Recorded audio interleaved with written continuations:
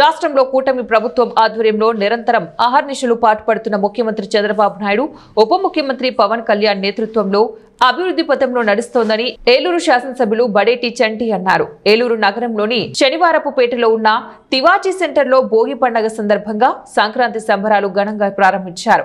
బడేటి చంటి భోగి మంటలను వెలిగించి సంబరాలను ప్రారంభించారు. మహిళలు, విద్యార్థులు కోలాటాల నృత్యాలు చేసి అందరినీ అలరించారు.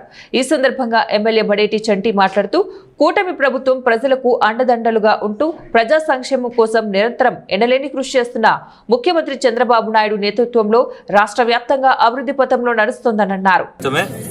పండుగ అనేది చూపించాలనే ఉద్దేశంతోనే ఇక్కడ అంగరంగ వైభవంగా చేయడం.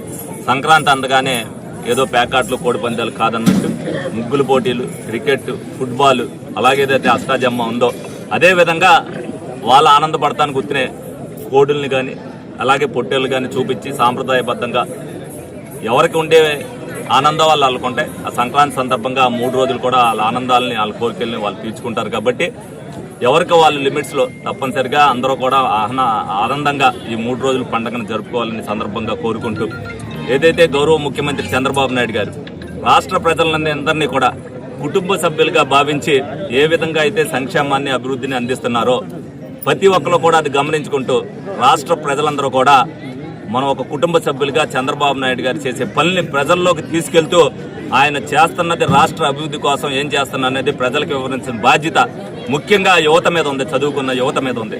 వాళ్ళందరూ కూడా తీసుకెళ్ళాలి. ఎవరైనా మాట్లాడినప్పుడు జరుగుతుంది ఇది కదా, మీరు ఎందుకు అలా మాట్లాడుతున్నారనేది చేయవలసిన బాధ్యత వాళ్ళకు ఉంది. ప్రజలు మాట్లాడినప్పుడు ఏ పార్టీ వాళ్ళైనా మాట్లాడరు. ఎందుకంటే మేము మాట్లాడితే వాళ్ళు మాట్లాడితే మేము మాట్లాడతాం వేరు. కానీ డెఫినెట్గా జరుగుతున్న పని 18 నెలల్లో ఏ ఒక్కటైనా సరే ప్రజలకి ఇష్టం లేని పని ఒక్కటైనా చంద్రబాబు నాయుడు గారు చేశారో లేదనేది వాళ్ళు చెప్పాలి. వాళ్ళు గుండె మీద చేసి ప్రజల్ని తప్పుదావ పట్టిస్తానికి వాళ్ళు ఏదైతే వైసీపీ వాళ్ళు చేస్తున్నారో దాన్ని తిప్పికొట్టవలసిన బాధ్యతను కూడా వాళ్ళు తీసుకోవాలి. అలాగే వాళ్ళకు కూడా